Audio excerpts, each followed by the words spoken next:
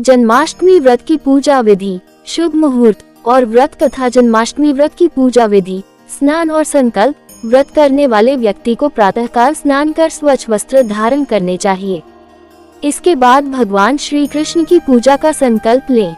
पूजन सामग्री। भगवान श्री कृष्ण की मूर्ति या चित्र, पंचामृत, तुलसी पत्ते, फल, मिठाई, धूप, दीप, पुष्प, चंदन और गंगाजल तैयार रखें। कलश स्थापना। पूजन स्थल पर जल से भरा कलश रखें। उसके ऊपर नारियल और आम के पत्तों से सजाएं। मूर्ति स्थापना। भगवान श्री कृष्ण की मूर्ति को पालने में रखें और उन्हें नए वस्त्र और आभूषण पहनाएं।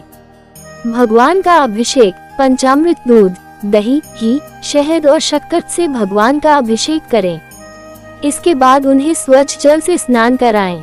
पूजन और आरती। भगवान कृष्ण को पुष्प, धूप, दीप, नैवेद्य और तुलसी दल अर्पित करें।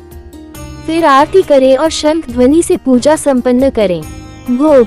भगवान को माखन, मिश्री, फल और अन्य मिठाइयों का भोग अर्पित करें। जागरण और भजन। रात भर जागरण करते हुए भगवान के भजनों का गायन करें। रात्रि 12 बजे भगवान श्री कृष्ण का जन्मोत्सव मनाएं। व्रत का पारण। अगले दिन व्रत का पारण सुबह पूजा के बाद फलाहार से करें। शुभ मुहूर्त। पूजन का समय। रात्रि 12 बजे के आसपास का समय भगवान श्री कृष्ण के जन्म का समय माना जाता है। इस समय पूजा करना अत्यंत शुभ होता है। अष्टमी तिथि और रोहिणी नक्षत्र। इस दिन की पूजा के लिए अष्टमी तिथि और रोहिणी नक्षत्र का समय विशेष रूप से शुभ होता है।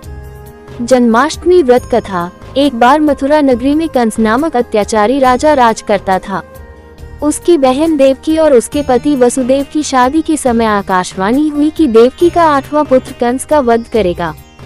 ये सुनकर कंस ने देवकी और वसुदेव को बंदी बना लिया और उनके सभी संतानों को मार डाला। जब देवकी के गर्भ से 8वें पुत्र के रूप में भगवान श्री कृष्ण का जन्म हुआ, तो वसुदेव ने उन्हें कंस से बचाने के लिए यमुना नदी के पार नंदगांव में यशोदा और नंद के घर पहुंचाया। भगवान श्री कृष्ण ने नंद यशोदा के घर पालन पोषण पाया और बड़े होकर कंस का वध किया। इस प्रकार भगवान श्री कृष्ण ने धरती पर धर्म की स्थापना की और अधर्म का नाश किया।